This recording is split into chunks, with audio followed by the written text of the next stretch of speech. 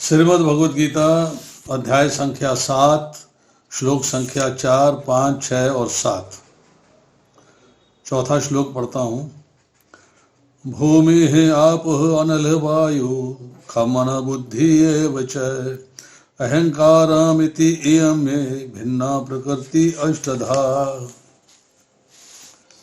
इसके अनुवाद में श्रील प्रभुपाद लिखते हैं, पृथ्वी जल अग्नि वायु आकाश मन बुद्धि तथा अहंकार ये 8 प्रकार से विभक्त मेरी भिन्न अपरा शक्तियां हैं। तो यहाँ पर 5 स्थूल तत्वों की चर्चा हुई है। Gross elements by which body is formed, पृथ्वी जल अग्नि वायु आकाश, और 3 सूक्ष्म तत्व हैं, मन बुद्धि एवं अहंकार। इसका तात्पर्य है, श्रील प्रभुपाद लिखते हैं, ईश्वर विज्ञान विद्या भगवान की स्वाभाविक स्थिति तथा उनकी विविध शक्तियों का विश्लेषण करता है। तो इस चैप्टर के अंदर, इन श्लोकों के अंदर खास तौर पे जो डिस्कशन चल रही है वो है कि विद्या अर्थात भगवान का ज्ञान, उसके बारे में चर्चा आ रही है। भगवान के बारे में कि उनकी नेचुरल पोजीशन क्या है और उनकी डिफरेंट एनर्जीज क्या है। भगवान के विभिन्न पुरुष अवतारों विस्तारों की शक्ति को प्रकृति कहा जाता है, जैसा कि सात्वत तंत्र में उल्लेख है। भगवान अपने आप का अलग अलग जगह पर अलग अलग स्थान पे अलग अलग रिक्वायरमेंट के हिसाब से एक्सपेंशंस करते हैं, विस्तार करते हैं। तो इसको जो है भगवान का स्वभाव या भगवान की प्रकृति कहा जाता है। तो सातवें तंत्र में उल्लेख है, विष्णु स्तुति त्रीणि रूपाणि पुरुषाख्यान यथो विदुः एकम तु महत सृष्ट द्वितीयं त्वंड संस्थितम तृतीयं सर्वभूतस्थम ताने ज्ञात्वा विमुच्यते। सृष्टि के लिए भगवान कृष्ण का स्व अंश 3 विषयों का रूप धारण करता है। ये बात की चर्चा हम पहले कर चुके हैं कि भगवान के 2 प्रकार के विस्तार हैं। एक है स्व मीन्स सेल्फ, अपने आप को अपने जैसा ही प्रकट करना बट एक डिफरेंट फॉर्म में, और दूसरा अपने से डिफरेंट, जिसे भिन्न अंश कहते हैं। दैट इज कि आप जैसी क्वालिटीज उसके अंदर हैं पर क्वांटिटेटिवली बहुत छोटा है, और भौतिक प्रकृति के संसर्ग में आके वो भौतिक प्रकृति में रहते हुए उसको एंजॉयमेंट के लिए कार्य करता है। वो है जीव अर्थात आत्मा। तो यहाँ जो है 3 विष्णुओं का जो रूप धारण किया है उसकी चर्चा आ रही है कि भगवान का एक एक्सपेंशन है महाविष्णु। महाविष्णु जो है वो कारोदक सागर में रहते हैं, मतलब विरजा नदी उसके अंदर प्रेजेंट है, और उनके निश्वास से, उनके मुख से, उनके रोम कूपों से असंख्य यूनिवर्सेस, असंख्य ब्रह्मांड निकलते हैं। वो जो ब्रह्मांड हैं, उन ब्रह्मांड में हर ब्रह्मांड के लिए फिर भगवान अपने आप को एक्सपेंड करते हैं एक गर्भोदकशाही विष्णु की फॉर्म में, जो कि हर ब्रह्मांड का स्वामी है। अब हर ब्रह्मांड के अंदर जो जीव हैं, उन जीवों के हृदय में भगवान उसको अकेला जीव को नहीं छोड़ सकते, इसलिए उसके हृदय में विराजमान होने के लिए, उसके हृदय में प्रेजेंट होने के लिए अपना 3rd एक्सपेंशन करते हैं, जिसे सर्वव्यापी परमात्मा कहते हैं, या क्षीरोदकशाही विष्णु कहते हैं, या केवल परमात्मा कहते हैं। जो भी इन 3 विष्णु रूपों को जानता है वह भव बंधन से मुक्त हो सकता है। तो भव बंधन से मुक्त होना अर्थात आपको, हम लोग बात आमतौर पर चर्चा करते हैं, बहुत बार मैं चर्चा कर चुका हूं कि मृत्यु के बाद कहाँ जाना है। तो मृत्यु के बाद जो है, या तो है कि हम बार बार पुनरअपि जन्मो पुनरअपि मरणम, बार बार जन्म मृत्यु के चक्र में फंसे रहें, या हम लौट कर जहाँ से आए थे वहीं चले जाएं। तो अगर हम जो है तीनों विष्णुओं को जान लेते हैं, इनके कार्यकलाप जान लेते हैं, और कार्यकलापों को जानने के बाद इनकी इंस्ट्रक्शंस को जान लेते हैं, तो उसके ऊपर चलते हैं, तो हम जो है इस भव बंधन मतलब भौतिक संसार में जो हम फंसे हुए हैं, जो हम बार बार जन्म और बार बार मृत्यु को प्राप्त कर रहे हैं, उससे मुक्त हो सकते हैं। क्योंकि भगवान जो है 8वें अध्याय के 16वें श्लोक में कहते हैं, आ ब्रह्म भुवना लोका पुनर्वर्तनो अर्जुना माम उपेत्या तो कौनता है पुनर्जन्म न विद्यते, कि ब्रह्मा जी के लोक से लेकर निम्नतम पाताल लोक तक सारे के सारे लोग दुखों के घर हैं। और दुख क्या है? जन्म मृत्यु का चक्र। और हे कुंती पुत्र, जो मेरे धाम को प्राप्त कर लेता है उसका पुनर्जन्म नहीं होता। ये बात मैंने कब सीखी? जब मैं किसी की भी डेथ में जाता था तो वहां पे सब लोग मिलके गए, पंडित जी कहते थे सब लोग मिलके प्रार्थना करें, गायत्री मंत्र का जप करें, इस दिवंगत आत्मा को भगवान अपने चरणों में स्थान दे। चरणों में स्थान क्यों प्राप्त किया जा रहा है? कि वहां से लौटकर वापस संसार में जन्म मृत्यु जरा व्याधि भोगने के लिए न आना पड़े।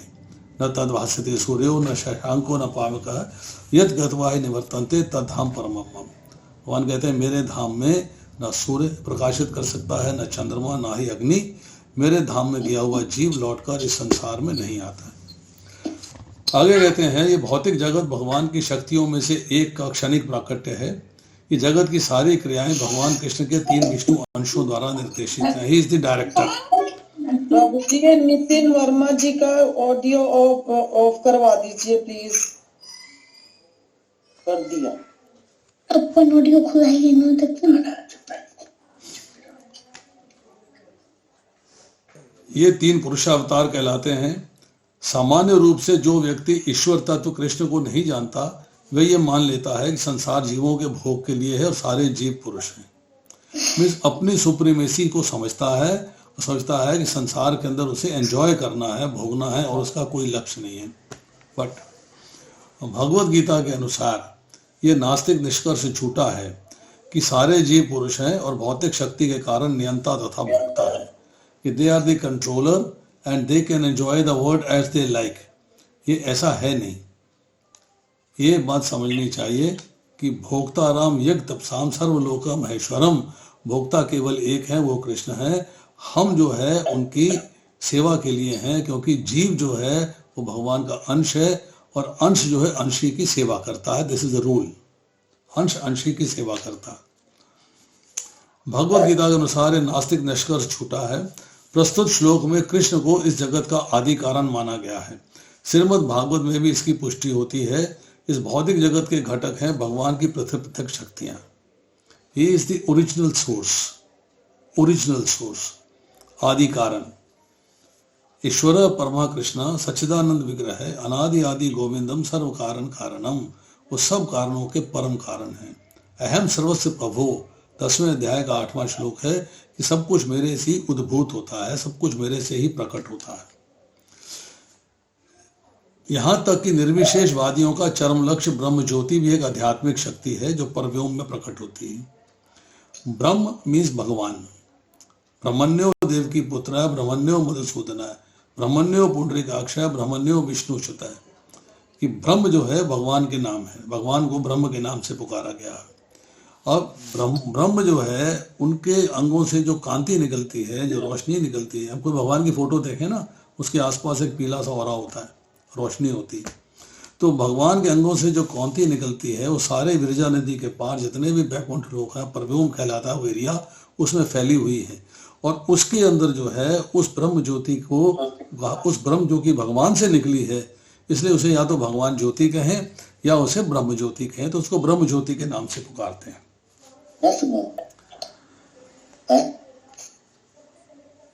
यहाँ तक कि निर्विशेषवादियों का चरम लक्ष्य ब्रह्म ज्योति भी एक आध्यात्मिक शक्ति है जो परव्योम में प्रकट होती है।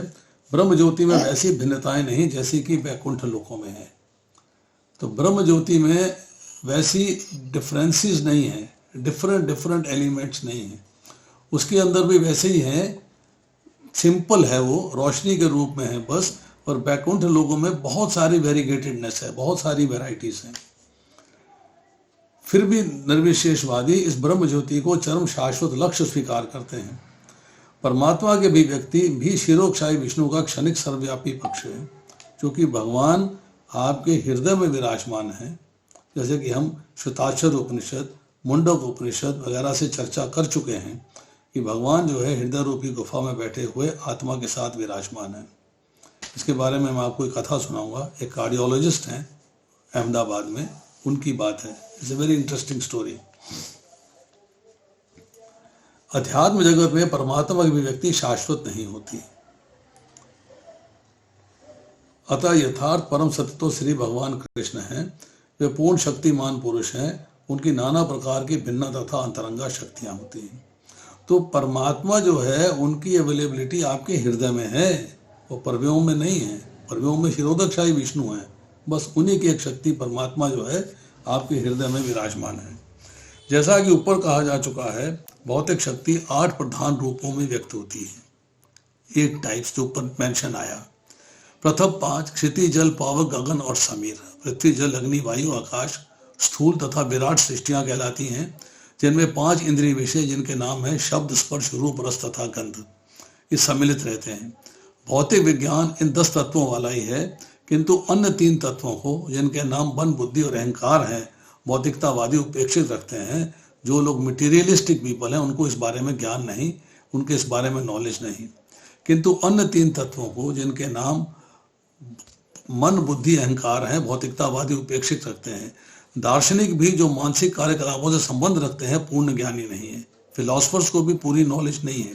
फिलोसफी बघारते हैं पर they are full in knowledge नहीं, ऐसा नहीं है, क्योंकि वह परम उद्गम कृष्ण को नहीं जानते, वो भगवान को नहीं जानते। मिथ्या अहंकार, मैं हूं, ये मेरा है, जो संसार का मूल कारण है, विषय भोग की 10 इंद्रियों का समावेश है। मैं शरीर हूं, शरीर मेरा है, ये मिथ्या अहंकार है, इससे फॉल्स ईगो। तो ये जो है 10 इंद्रियों का कॉम्बिनेशन है। बुद्धि महतत्व नामक समग्र भौतिक सृष्टि की सूचक है। महतत्व को समष्टि बुद्धि भी कहा जाता है और बुद्धि उससे प्रकट हुई है। इसके बाद अतः भगवान की 8 विभिन्न शक्तियों से जगत के 24 तत्व प्रकट हैं। 24 तत्वों की चर्चा हम कर चुके हैं। 5 की हमने अभी चर्चा करी, पृथ्वी, जल, अग्नि, वायु, आकाश। 3 हमने सूक्ष्म तत्व की चर्चा करी, मन, बुद्धि, अहंकार। 5 ज्ञान की इंद्रियां, कान, आंख, नाक, जिह्वा में रस लेने की शक्ति और त्वचा। 5 इनके सब्जेक्ट्स और इनके सब्जेक्ट ऑब्जेक्ट्स इनके। कान का विषय है शब्द, आंख का विषय है रूप, नाक का विषय है गंध, जिह्वा का विषय है रस और त्वचा का विषय है स्पर्श। कितने हो गए? 5 और 5 10, 10 और 8 18, 18 और 10 और 5 15, 15 और 3 18। अब 5 है कर्म की इंद्रियां। कर्म की इंद्रियों में क्या आते हैं? 2 हाथों को 1 इंद्रिय गिना गया है, 2 पैरों को 1 इंद्रिय गिना गया है। जिह्वा में बोलने की शक्ति, वाक शक्ति जिसे कहते हैं, वो 1 इंद्रिय गिना गया है। 3, एक है मल त्यागने का स्थान और एक है मूत्र त्यागने का स्थान, जिसे उपस्थ और गुदा कहते हैं। ये 5 मिला के 23 हो गए। अब 24वां तत्व क्या है? 24वां तत्व है प्रकृति, जो अव्यक्त प्रकृति है, अप्रकट प्रकृति है, अर्थात उसके रजोगुण, सतोगुण और तमोगुण। इसी में जब आगे ऐड करते हैं काल मीन्स समय, फिर इसी में ऐड करते हैं आत्मा, इसी में ऐड करते हैं परमात्मा, तो टोटल जो है 27 तत्व बनते हैं, जिसमें 24 तत्व जो है प्रकृति के हैं और 3 तत्व जो है प्रकृति से परे हैं। इसके बाद अतः भगवान की 8 विभिन्न शक्तियों से जगत के 24 तत्व प्रकट हैं, जो नास्तिक सांख्य दर्शन का विषय हैं। वे मूलतः कृष्ण की शक्तियों की उपशाखाएं हैं और वे उनसे भिन्न हैं, किंतु नास्तिक सांख्य दार्शनिक अल्प ज्ञान के कारण ये नहीं जान पाते कि कृष्ण समस्त कारणों के परम कारण हैं। जैसा कि भगवद गीता में कहा गया है, अहम सर्वस्य प्रभो, मैं ही समस्त कारणों का परम कारण हूँ, सब कुछ मुझसे ही उद्भूत है। फिर कहा गया है, बहुनाम जन्मनामन्ते यानवान मां प्रपद्यते वासुदेवम सर्वमिति सा महात्मा सुदुर्लभा, अर्थात सब कुछ मेरे से उद्भूत है। वासुदेवम सर्वमिति अर्थात सब कुछ वासुदेव है। एवरीथिंग इज वासुदेव, सब कुछ भगवान है, इस बात को वो स्वीकार करते हैं। नाउ अब इसके बाद सांख्य दर्शन की विवेचना का विषय कृष्ण की बहिरंगा शक्ति का प्राकट्य है। अब इसको जो है थोड़ा सा समराइज कर लेते हैं। भगवान सबके कारण हैं। वे प्रकृति को लेके सृष्टि की रचना करते हैं। 9वें अध्याय के 8वें श्लोक में इसकी चर्चा आती है कि भगवान की अध्यक्षता में प्रकृति रचना करती है। 9वें अध्याय के 10वें श्लोक में फिर चर्चा आती है कि संसार की रचना का वर्णन आता है कि संसार की रचना जो है वो भगवान इस भौतिक सृष्टि के, भौतिक जो संसार है, भौतिक प्रकृति जो है, इसके संयोग से करते हैं, इसके संयोग से करते हैं।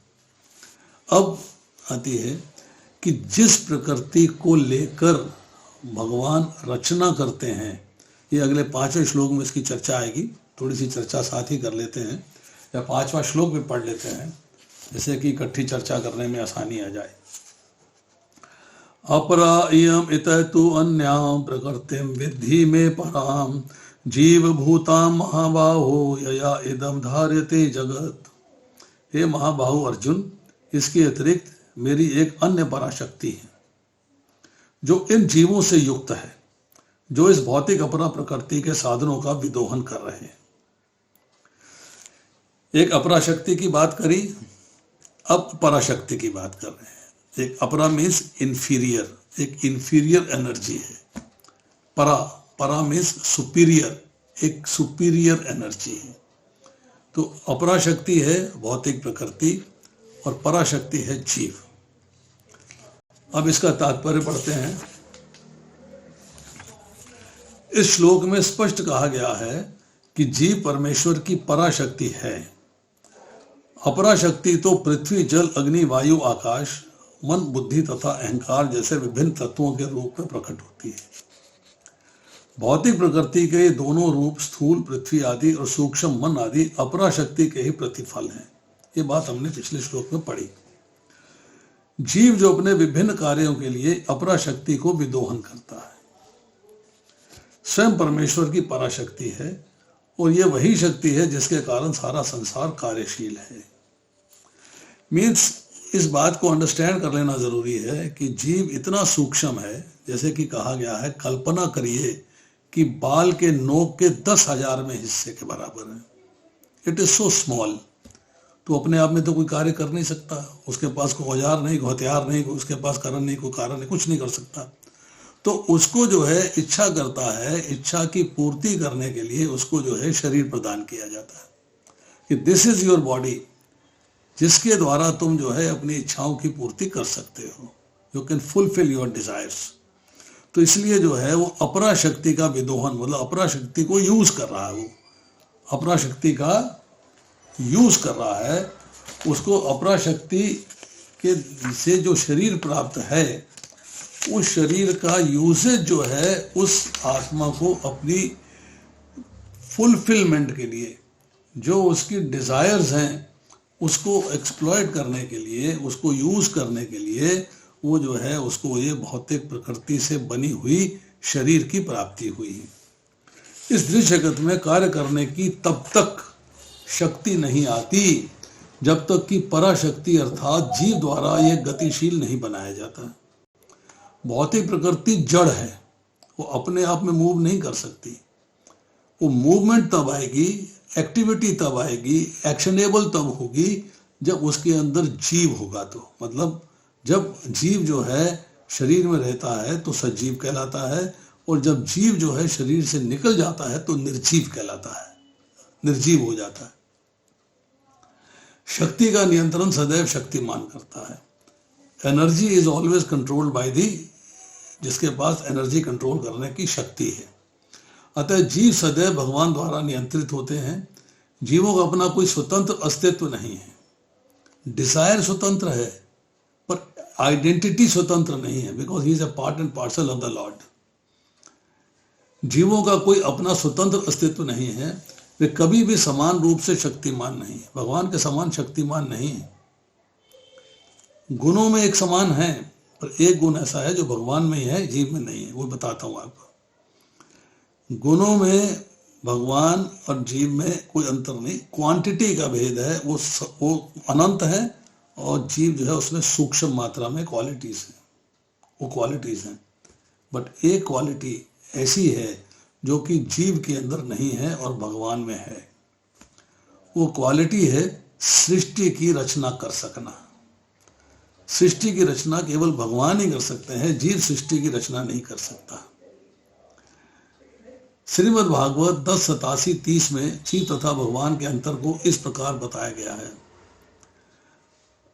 अपरिमिता ध्रुवास्तन भ्रतो यदि सर्वगता सरही न शास्यते ते नेमो ध्रुव नेत्रथा अजनि ही यन्मयम त्वमिच्च त्रियंत भवेत समम नुजानन्ताम यन्मतं मत दृष्टया। हे परम शाश्वत, यदि सारे धीधारी जीव आपकी तरह ही शाश्वत तथा सर्वव्यापी होते तो वे आपके नियंत्रण में ना होते, किंतु यदि जीवों को आपकी सूक्ष्म शक्ति के रूप में मान लिया जाए तब भी वे सभी आपके परम नियंत्रण में आ जाते हैं। अतः वास्तविक मुक्ति तो आपकी शरण में जाना है, इस शरणागति से वे सुखी होंगे, उस स्वरूप में ही वे नियंता बन सकते हैं। अतः अल्पज्ञ पुरुष जो अद्वैतवाद के पक्षधर हैं वे इस सिद्धांत का प्रचार करते हैं कि भगवान और जीव सभी प्रकार से एक दूसरे के समान हैं। वास्तव में ये दोषपूर्ण और प्रदूषित मन द्वारा निर्देशित होते हैं। उनका मन जो है कंटेमिनेटेड है, सो उनको पूर्ण ज्ञान नहीं है। क्योंकि पूर्ण ज्ञान नहीं है इसलिए वो अपने हिसाब से उसे कंट्रोल करने की कोशिश करते हैं। परमेश्वर कृष्ण ही एकमात्र नियंता है, कंट्रोलर इज लॉर्ड, और कोई कंट्रोलर नहीं है, और सारे जीव उन्हीं के द्वारा नियंत्रित हैं। सारे जीव उनकी पराशक्ति हैं, क्योंकि गुण परमेश्वर के समान हैं, किंतु वो शक्ति के विषय में कभी भी समान नहीं। क्वालिटेटिवली एक जैसे हैं पर क्वांटिटेटिवली एक जैसे नहीं है। स्थूल तथा सूक्ष्म अपराशक्ति का उपभोग करते हुए पराशक्ति जीव को अपने वास्तविक मन तथा बुद्धि की विस्मृति हो जाती है। वास्तविक मन तथा बुद्धि भूल जाता है। बुद्धि से क्या भूल जाता है कि मैं भगवान का दास हूं और मुझे भगवान की सेवा में लगना चाहिए। और मन से क्या भूल जाता है कि मुझे भौतिक संसार को भोगने की इच्छाएं नहीं करनी चाहिए, और भौतिक संसार को भोगने की इच्छाएं करता है। तो ये उसमें चेंज आ जाता है। This change actually is not required. ये चेंज आपको चाहिए नहीं है, बट इट कम्स, ये आ जाता है। तो इसलिए जो है हमको बहुत ही केयरफुल होना चाहिए। अब आगे लिखते हैं, इस विस्मृति का कारण जीव पर जड़ प्रकृति का प्रभाव है। विस्मृति क्यों आती है कि भौतिक सृष्टि आपको आकर्षित कर लेती है और अब भौतिक सृष्टि के प्रभाव में आ जाते हो, उसके कंट्रोल में आ जाते हो ना। किंतु जब जीव माया के बंधन से मुक्त हो जाता है तो उसे मुक्ति पद प्राप्त होता है। माया के प्रभाव में आकर अहंकार सोचता है कि मैं ही पदार्थ हूं, सारी भौतिक उपलब्धि मेरी है, कि all which is being done is done by me, ये फीलिंग आ जाती है। जब वह सारे भौतिक विचारों से, जिसमें भगवान के साथ तादात्म्य भी सम्मिलित है, मुक्त हो जाता है तो उसे वास्तविक स्थिति प्राप्त होती है। मुक्ति का मतलब है जीवन मुक्त होना। इस जीवन में मुक्त हो रहे हो तो इस जीवन में मुक्त कैसे होंगे कि आपकी डिजायर्स जीरो हो जाएंगे, आपकी भौतिक संसार को भोगने की डिजायर्स जीरो हो जाएंगी, और आपके अंदर एक ही डिजायर होगी कि मुझे भगवान की सेवा में लगना है। कैसे लगना है? भगवान से निर्देश प्राप्त करना। अब अतः यह निष्कर्ष निकाला जा सकता है कि गीता जीव को कृष्ण की अनेक शक्तियों में से एक मानती है, और जब यह शक्ति भौतिक कलमश से मुक्त हो जाती है तो यह पूर्णतः कृष्ण भावना भावित या मुक्त हो जाती है। मतलब जीव का जो पोजीशन है उसके ऊपर जब भौतिक सृष्टि का इफेक्ट खत्म हो जाता है।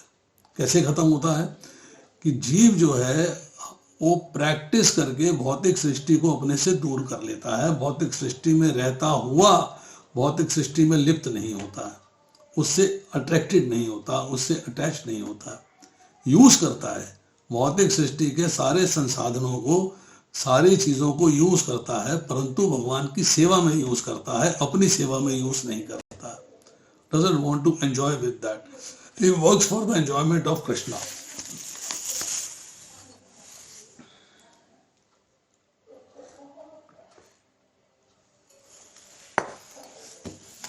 अब देखिए, अब इन दो श्लोकों को समराइज करते हैं। भगवान सबके कारण है, जैसे मैंने पहले बोला, सर्व कारण कारणम। अब वो प्रकृति को लेके रचना करते हैं इस सृष्टि की, और इसके बारे में 9वें अध्याय के अंदर श्लोक आते हैं।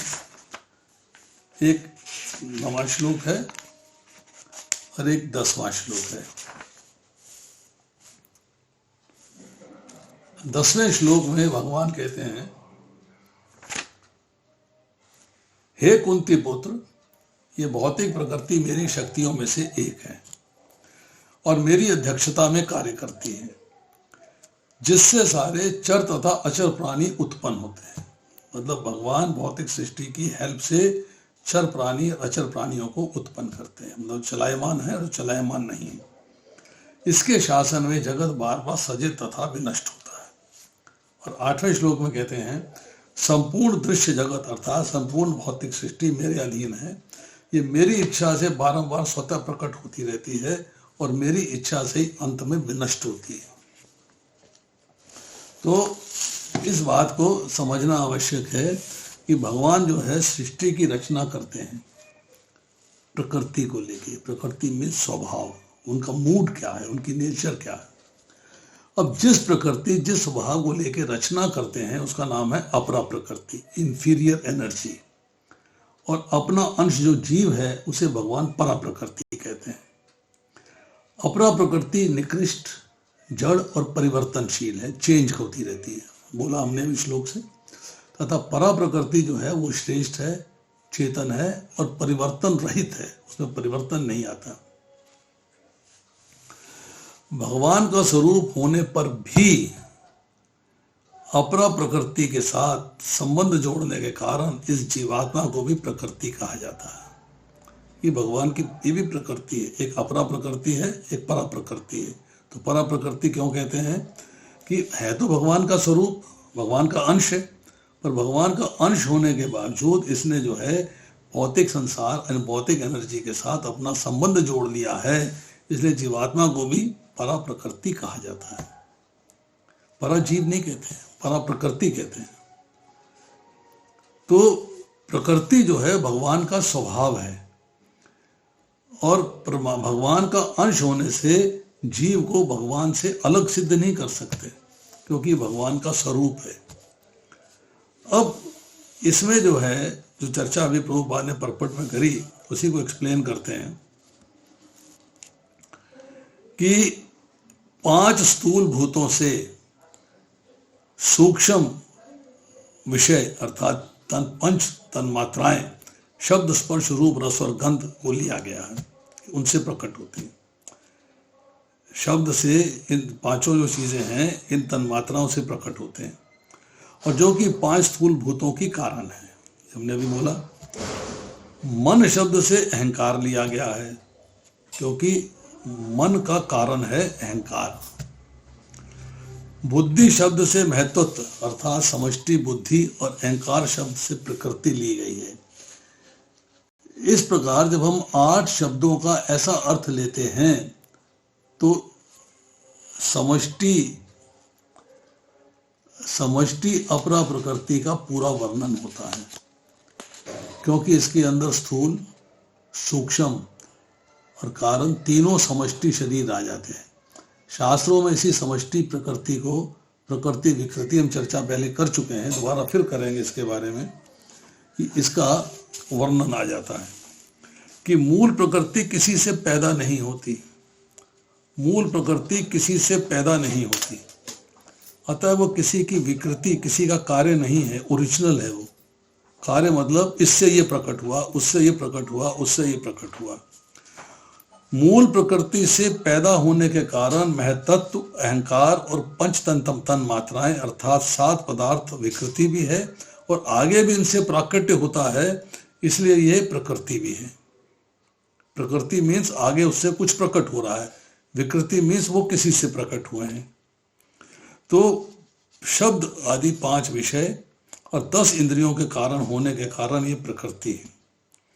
और ये 7 पदार्थ प्रकृति और विकृति दोनों हैं, इसमें कुछ में प्रकट होता है और कुछ से प्रकट हुए हैं। प्रकट हुए हैं तो विकृति है, प्रकट होता है तो प्रकृति है।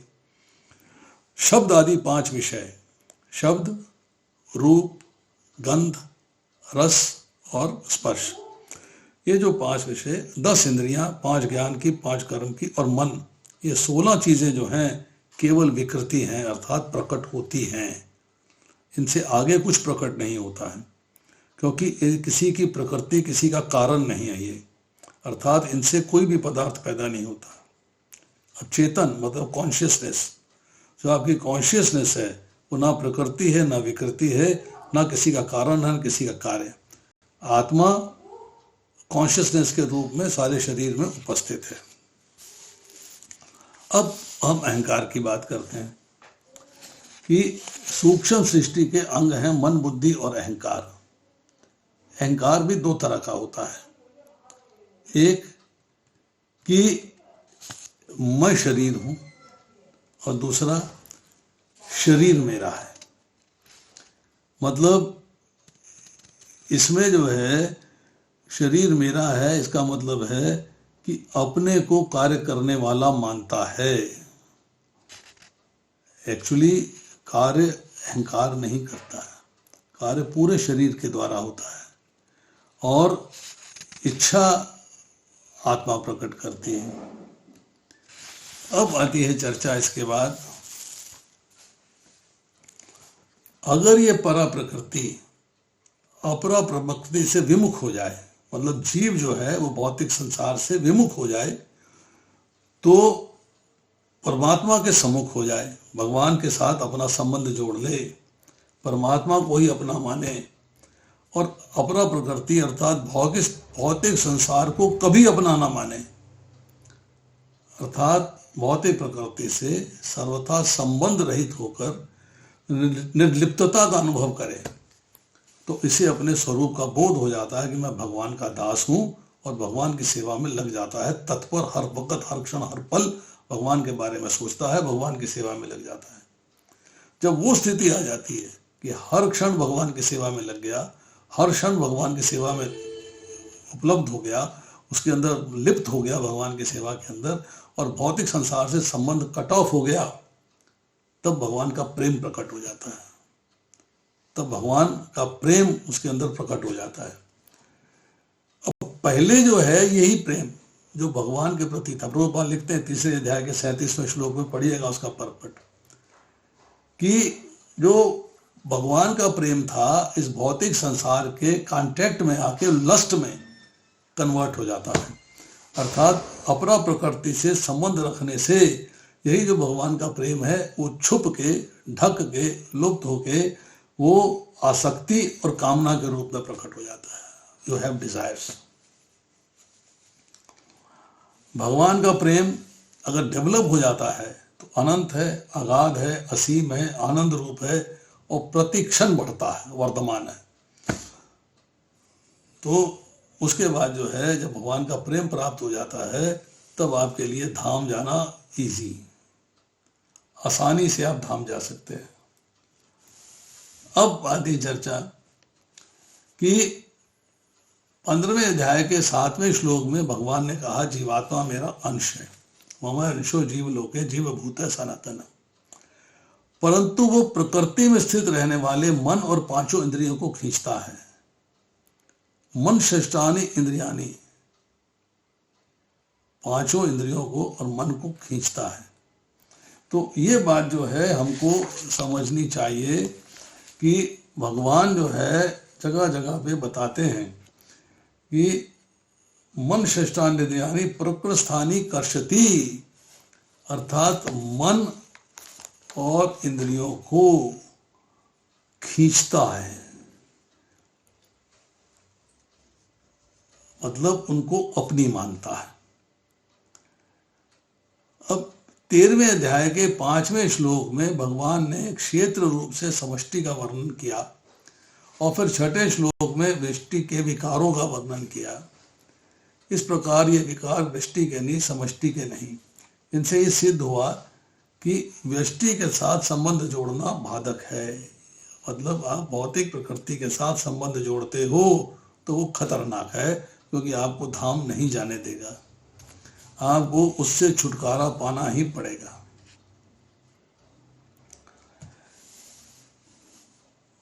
भगवान आपको चिता रहे हैं, आपको याद करा रहे हैं, आपको समझा रहे हैं कि अपरा प्रकृति मेरी है, इसके साथ भूल से भी अपनापन कर लेना जन्म और मरण का कारण है, बार बार होना।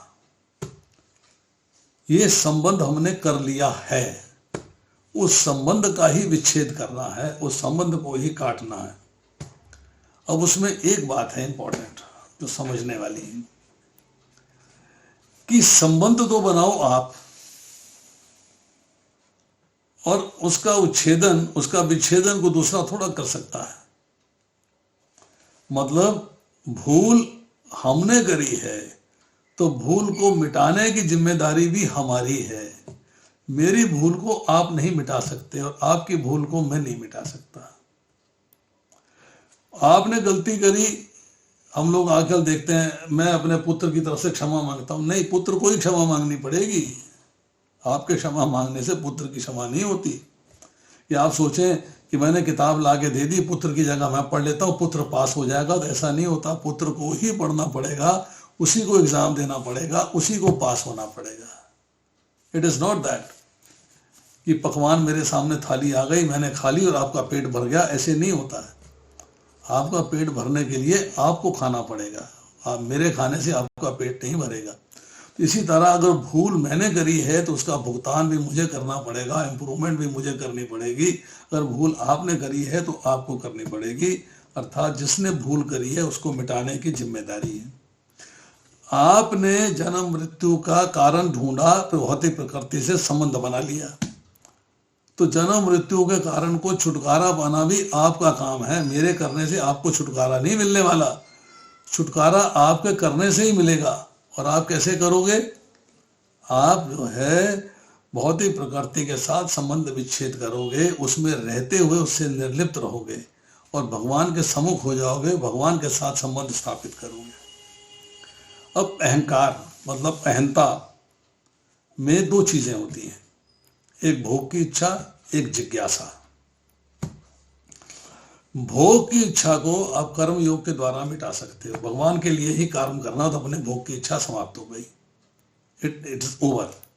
आपको अपने भोग की इच्छा नहीं रहेगी, क्योंकि भगवान की इंद्रियों के लिए कार्य कर रहे हो, भगवान की तुष्टि के लिए कार्य कर रहे हो, भगवान की प्रसन्नता के लिए कार्य कर रहे हो, तो आपको अपने लिए कोई इच्छा रहेगी नहीं।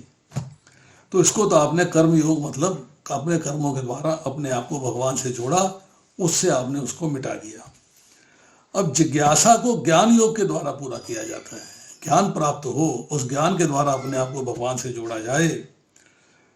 तो कर्म योग और ज्ञान योग दोनों में से एक के भी अगर आप सम्यकता पूर्ण कार्य करते हो, मतलब दोनों को आपस में मिलान करके कार्य करते हो, आपस में तालमेल बना के कार्य करते हो। कैसे? ज्ञान प्राप्त किया, उसके अनुसार कर्म किया, ज्ञान योग में आए, उसके अनुसार अपने आप को ज्ञान योग से भगवान से जोड़ने का तरीका सीखा और फिर कर्म योग से भगवान को छोड़ा। तो इस तरह जो है आप एक दूसरे से कनेक्ट हो गए। अर्थात जब भोग इच्छा की निवृत्ति हो जाती है और जिज्ञासा की भी पूर्ति हो जाती है, मतलब अगर आपके अंदर भोग इच्छा नहीं रही तो जिज्ञासा कंप्लीट हो गई, और अगर जिज्ञासा पूरी हो गई तो भोग इच्छा भी कंप्लीट समाप्त हो गई। ज्ञान प्राप्त हुआ तो भोग इच्छा समाप्त हो गई, भोग इच्छा समाप्त हुई तो इसका मतलब ज्ञान आ गया है, ज्ञान मिल गया है, ज्ञान की नॉलेज आ गई मेरे पास। तो कर्म योग जब करते हैं तो भोग इच्छा, अपने भौतिक ऐश्वर्य की, भौतिक सुख भोग की इच्छा जो है मिट जाती है। और ज्ञान योग में जब जिज्ञासा की पूर्ति होती है तो भौतिक संसार से आप असंग हो जाते हो, उसके संग नहीं रहते, मतलब लिप्त नहीं होते उसके अंदर। तो तब आपको जो है पता लग जाता है कि मेरी ओरिजिनल पोजीशन क्या है। क्या है? भगवान का दास, जीवेरे स्वरूप कृष्णेर नित्य दास, मैं भगवान का दास हूँ। जब वो पोजीशन पता लग जाती है तब आपका जन्म सार्थक हो जाता है। देन यू रियलाइज कि now I am perfect in this life, और मैं जीवन मुक्त होने की स्थिति में चला गया हूँ। अब इसमें शब्द इस्तेमाल हुआ महाबाहो।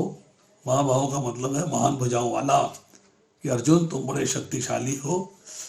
शक्तिशाली हो, एक तो तुम्हारे संगी साथी बड़े महान, बड़े मतलब शक्तिशाली हैं, और तुम बुद्धि से भी अब समझने की प्रयास कर रहे हो, तो परा और अपरा प्रकृति के भेद को समझने में समर्थ हो। इसको समझो, इसको समझो। अब इसके बाद जो है भगवान की परा प्रकृति है जीव, ये बात हमने समझ ली। दृश्यमान जगत जो संसार हमें दिखाई दे रहा है भगवान की एक्सटर्नल एनर्जी है, बहिरंगा शक्ति है, अपरा प्रकृति है। परंतु जीव ने इस अपरा प्रकृति के साथ संबंध बना लिया है, इसको धारण कर लिया है।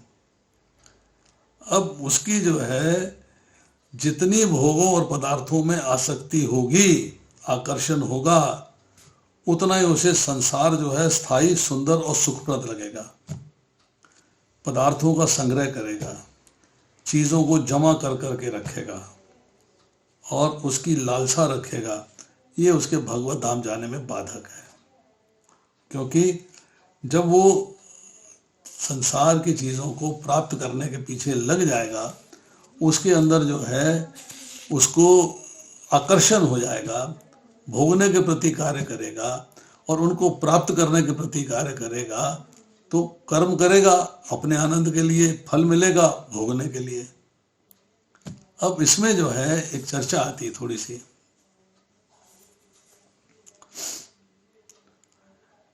नदी के किनारे एक संत और एक व्यक्ति खड़ा था। व्यक्ति जो है संत जी से कहता है, महाराज देखिए नदी का जल बह रहा है और उस पुल पर मनुष्य बह रहे हैं। संत उससे कहते हैं, देखो भाई ये नदी का जल नहीं, खुद नदी बह रही है और पुल पर मनुष्य नहीं, पुल भी बह रहा है। तात्पर्य क्या हुआ कि ये नदी, ये पुल, ये मनुष्य बड़ी तेजी से नाश की तरफ जा रहे हैं। एक दिन ना ये नदी रहेगी, ना पुल रहेगा, ना ये मनुष्य होंगे। ऐसे ये पृथ्वी भी बह रही है, अर्थात प्रलय की तरफ जा रही है। इस प्रकार भाव रूप से दिखने वाला सारा जगत प्रत्यक्षण अभाव में जा रहा है, परंतु जीव इसको भाव रूप में है रूप से धारण करके स्वीकार कर रहा है।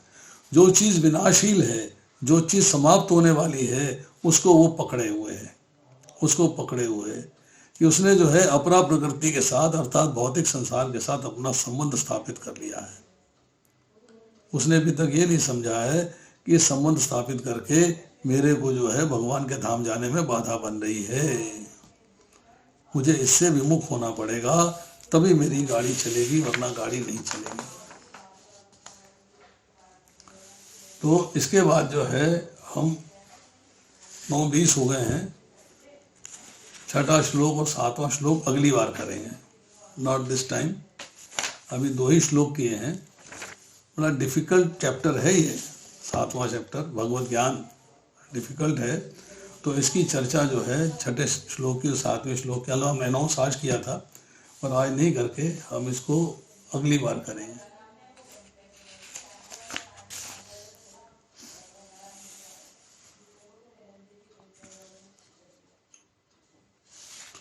चलिए। हरे कृष्णा प्रभु जी, दंडवत प्रणाम। यस, शांति प्रदा माता जी बताइए। प्रभु जी, ये श्लोक नंबर 4 में लास्ट पैराग्राफ है। श्लोक संख्या नंबर 5। 4 प्रभु जी, 4 लास्ट पैराग्राफ। हाँ जी।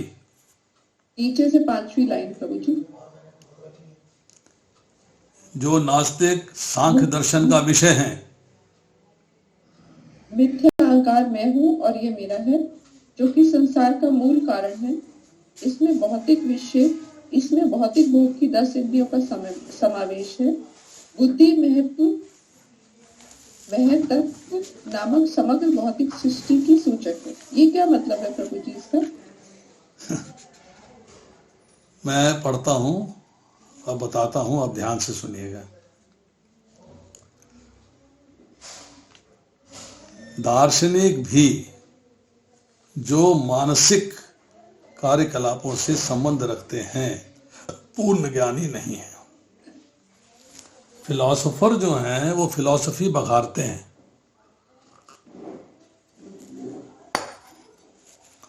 वो हर चीज को अपने हिसाब से एक्सप्लेन करते हैं। उनका एक्सप्लेनेशन का अपना तरीका है, अपना निष्कर्ष निकालते हैं। वो शास्त्र का निष्कर्ष जो है उसको स्वीकार नहीं करते, वो अपना निष्कर्ष निकालते हैं। इसलिए कहा गया है वो पूर्ण ज्ञानी नहीं है, उनको पूर्ण ज्ञान नहीं है, कि उन्हें भगवान का ज्ञान भगवान के भक्त की सहायता से प्राप्त नहीं किया। अपनी फिलॉसफी बखार रहे हैं, मनोधर्म से चल रहे हैं, क्योंकि वे परम उद्गम कृष्ण को नहीं जानते। कृष्ण के बारे में उनका ज्ञान पूर्ण नहीं है। अब इसके आगे कहते हैं मिथ्या अहंकार अर्थात फॉल्स ईगो, मैं हूं और ये मेरा है। मैं हूं मतलब मैं शरीर हूं और शरीर मेरा है। ये दो बातें मिथ्या अहंकार में आती हैं, जो संसार का मूल कारण है। वो लोग मानते हैं कि संसार का मूल कारण जो है अहंकार है, ईगो से सब चीजें प्रकट हो रही हैं, जो संसार का मूल कारण है। उनकी फिलॉसफी है ये। इसमें विषय भोग की 10 इंद्रियों का समावेश है। इसी के अंदर जो है 10 इंद्रियां इन्वॉल्व है, 5 ज्ञान की और 5 कर्म की। बुद्धि महत्त्व नामक समग्र भौतिक सृष्टि का सूचक है। जब हम चर्चा करेंगे समष्टि बुद्धि के बारे में, जिसको महत्त्व के नाम से भी पुकारा जाता है, बुद्धि उसी का अंश है। अतः भगवान की 8 विभिन्न शक्तियों में जगत के 24 तत्व प्रकट है। तो यहाँ कहा जा रहा है कि जो 8 शक्तियां हैं, पृथ्वी जल अग्नि वायु आकाश, इसी से 24 तत्व प्रकट हैं। वो इसके ऊपर की फिलॉसफी नहीं जानते, उनको पूर्ण ज्ञान नहीं है इसके बारे में।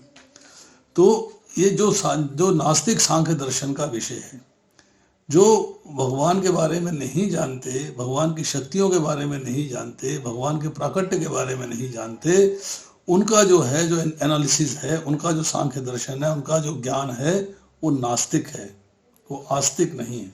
कि भगवान द्वारा दिया गया ज्ञान नहीं है, उन्होंने अपने फिलॉसफी से, अपने मन से ये ज्ञान को बना लिया।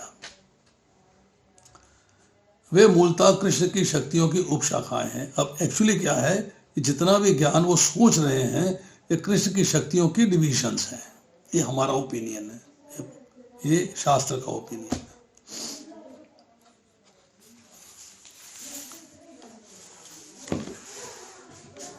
जी मेरा एक क्वेश्चन था।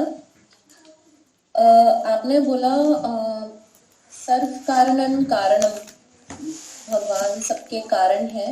मतलब भगवान इज द, मतलब God is the reason for everyone, उन्होंने सब कुछ बनाया है, मतलब ऐसा कारण हुआ। हाँ जी, थैंक यू। प्रभु जी मैं कृष्णा दास गुप्ता बोल रही हूँ। बोलिए जी।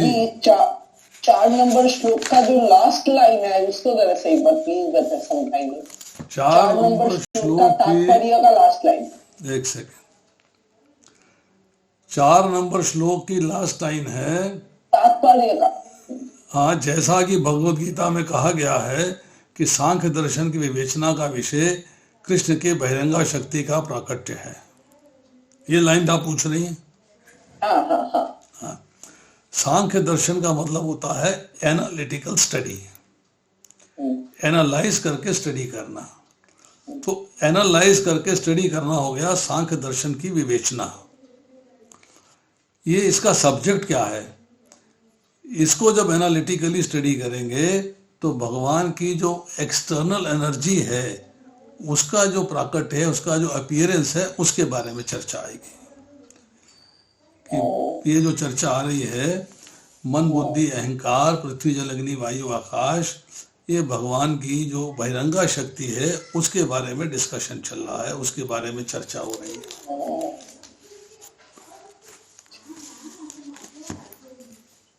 प्रभु जी पूरा जो है पैराग्राफ वो काफी कॉम्प्लिकेटेड है, समझ ठीक से नहीं आता।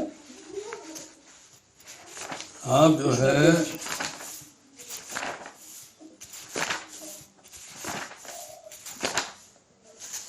हरे कृष्ण प्रभु जी, चौथे श्लोक के पहला पैराग्राफ में 8वीं लाइन में वे प्रत्येक परमाणु तक के भीतर उपस्थित है। यस, वो तो है। माता जी एक मिनट, जो प्रश्न ये है कि जो प्रत्येक परमाणु है वो परमाणु में केवल आत्मा की हम बात कर रहे हैं या और भी जो भौतिक कण हैं सृष्टि में जड़ पदार्थों के जो कण है परमाणु उनके अंदर भी प्रेजेंट है? देखिए ऐसा है, भगवान सर्वव्यापी है, वो सब चीजों में उपस्थित है, तो इसलिए प्रत्येक मॉलिक्यूल, प्रत्येक एटम के अंदर भी उपस्थित है। हालांकि ये सब चीजें जड़ हैं, इनमें एक्टिविटी नहीं है, परंतु अगर आप देखें थोड़ा सा, हम साइंटिफिकली जाते हैं, तो प्रत्येक एटम का जो कॉन्फ़िगरेशन है उसमें बाहर इलेक्ट्रॉन्स होते हैं और बीच में क्या होता है, प्रोटॉन्स। ठीक है, जो न्यूक्लियस होता है एक्टिविटी उसमें भी है, पर वो अपने तरीके की एक्टिविटी है, वो हमारे तरीके की एक्टिविटी नहीं है। परंतु हमारा जो हम देखते हैं कोई भी चीज है, जब परमाणु बम बना है तो परमाणु से तो रिएक्ट कराया जा रहा है, रिएक्ट तो कर रहा है ना, कोई तो शक्ति है जिससे रिएक्ट कर रहा है। वो न्यूक्लियर एनर्जी है, किसी शक्ति से तो एनर्जी प्रोड्यूस हो रही है, तो शक्ति किसकी वजह से है, तो भगवान की वजह से है। इसलिए भगवान प्रत्येक परमाणु में उपस्थित है, प्रत्येक एटम में उपस्थित है। हरे कृष्ण। हरे कृष्ण प्रभु जी। प्रभु जी एक और शब्द समझाइए, इस श्लोक में जो है विदोहन, प्रभु जी इसको थोड़ा समझाइए। थोड़ा सा ना शांति प्रदा माता जी, थोड़ा सा जोर से बोलिएगा, थोड़ा सा। अब आ रही है आवाज प्रभु जी? हाँ, अब थोड़ी आई है। प्रभु जी इसमें जो है 5th श्लोक में है शब्द विदोहन, प्रभु जी इसको थोड़ा सा बताएं। 5वें श्लोक में आप कह रहे हैं कि कौन सी लाइन है, कौन से पैराग्राफ की लाइन है? ये है प्रभु जी ना, हे महाबाहु अर्जुन, इसके अतिरिक्त मेरी एक अन्य पराशक्ति है जो उन जीवों से युक्त है जो इस भौतिक अपरा प्रकृति के साधनों का विदोहन कर रहे हैं। प्रभु जी विदोहन क्या मतलब है? एक्सप्लॉइट करना, यूज करना। और क्यों एक्सप्लॉइट क्यों कर रहे हैं प्रभु जी? देखिए, जीव को इस भौतिक संसार में जब प्रकट हुआ है और जिसका साइज जो है एक बाल की नोक के मान लीजिए 10,000वें हिस्से के बराबर है, वो भौतिक संसार में आगे करेगा क्या? कुछ तो चाहिए उसको करने के लिए, कुछ साधन तो चाहिए। तो साधन क्या है? भौतिक प्रकृति, जिसको यूज कर रहा है, वो एक्सप्लॉइट कर रहा है उसको। तो विदोहन करने का अर्थ ये है कि इट इज यूजिंग इट। आप जो है ना, इसका इंग्लिश का ट्रांसलेशन पढ़िए। Besides these, O mighty armed Arjuna, there is another superior energy of mind which comprises of living entities who are exploiting the resources of this material and inferior nature. Exploit कर रही है, use कर रही है उसको, use करिए अपनी खुशी के लिए। नहीं, उसको देखिए, भगवान से वो कंपटीशन करके संसार में आया, और संसार में आया है तो उसमें अपनी शक्ति नहीं है कि भौतिक संसार में, भौतिक शरीर में घुस जाए। वो भगवान प्रदान करते हैं कि यस। अब भगवत गीता के 14वें अध्याय का 4था श्लोक पढ़ेंगे, उसमें आएगा कि भगवान ने अपने दृष्टिपात से जीवों का कनेक्शन भौतिक प्रकृति से करवा दिया। अब 4थे अध्याय का श्लोक पढ़िएगा, 3रा और 4था श्लोक, क्लियर हो जाएगी बात। हे भरतपुत्र, ब्रह्म नामक समग्र भौतिक वस्तु जन्म का स्रोत है और मैं इसी ब्रह्म को गर्भस्थ करता हूं, जिससे समस्त जीवों का जन्म संभव होता है। तो जीव जो है वो, अब एक छोटा सा एग्जांपल देता हूं। एक खेत है, उस खेत में गेहूं बोना है, गेहूं का ड्रम या बोरी रखी हुई है, खेत भी रखा हुआ है, तो आपस में तो नहीं मिल पाएंगे ना। कैसे मिल पाएंगे? वो अवेलेबल है, खेत है, बोरी भी है, पर किसान आएगा, वो बोरी में से बीज निकालेगा और खेत में फैला देगा, तो खेत से कनेक्शन हो जाएगा उसका। खेत है भौतिक प्रकृति, गेहूं जो है वो है जीव। तो बीच में किसान कौन है? किसान है भगवान। भगवान जब अपनी नेत्रों से दृष्टिपात करते हैं तो जीवों का संबंध भौतिक प्रकृति के साथ हो जाता है, तब ब्रह्मा जी उनको शरीर प्रदान करते हैं। नौ शरीर, पर शरीर की प्राप्ति हो रही है, कनेक्शन हो रहा है, ब्रह्मा जी ने उनके कर्मों के फल के अनुसार उनको योनि प्रदान करनी है, मतलब उसी के अनुसार शरीर प्रदान करना है। अब उन्होंने आपको शरीर दिया मनुष्य का, इसको दिया बंदर का, उसको दिया बिल्ली का, उसको दिया भालू का, तो उसी के अनुरूप भौतिक प्रकृति में से उसके शरीर की रचना हो गई। ये जैसे जैसे भगवद गीता पढ़ेंगे ना, वैसे वैसे ये क्लैरिटी आती चली जाएगी। इसका मतलब ये हुआ कि जीव अपने स्वरूप को हासिल करने के लिए प्रकृति को यूज कर रहा है।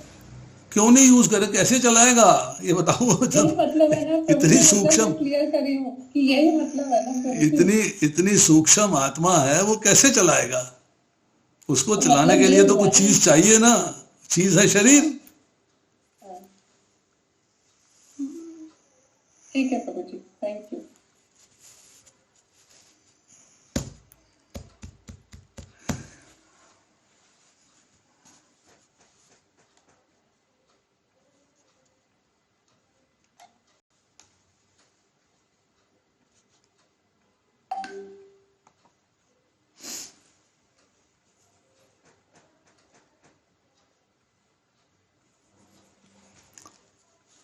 कृष्णा प्रभु जी, दंडवत प्रणाम। यस प्रभु। श्लोक संख्या 7वें अध्याय का श्लोक संख्या 3, कुंठित इंद्रियों के द्वारा कृष्ण को तत्वतः नहीं समझा जा सकता। क्या क्या तात्पर्य हुआ प्रभु जी?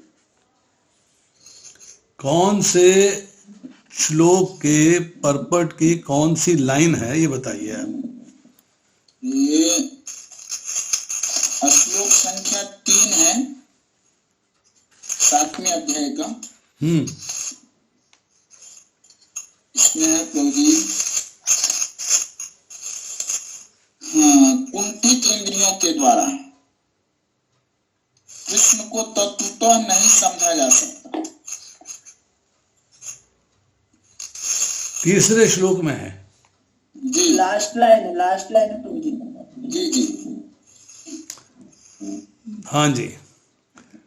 कुंठित इंद्रियों की बात आपको बताई कि हम इंद्रियों में 4 प्रकार के दोष होते हैं, जो हमने चर्चा पहले करी है कि 4 प्रकार के दोष होते हैं। मोह होता है, धोखा देने की प्रवृत्ति होती है, इंद्रियों को जो है माया से युक्त हो जाती है, इंद्रियां जो है दूसरे को धोखा देने में तैयार रहती हैं। तो 4 प्रकार के जो दोष हैं वो हमारी इंद्रियों में रहते हैं, तो इसलिए उनको कुंठित इंद्रियां कहा जाता है।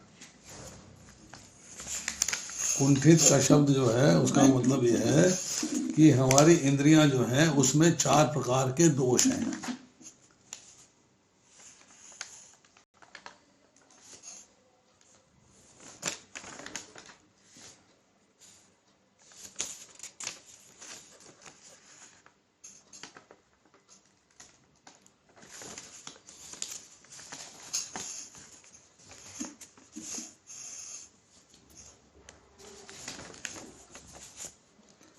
चलिए, और ये 3 विष्णु जो है प्रभु जी, महाविष्णु, गर्भोदक साई विष्णु और क्षीरोदक साई विष्णु, ये मैंने आपको बताया तो है लेक्चर में। आपका ध्यान कहीं और था क्या? जी नहीं प्रभु, कवर नहीं हो पाया उतना। नहीं, आपका ध्यान कहीं और था। आपका ध्यान जो है वो कथा में नहीं था।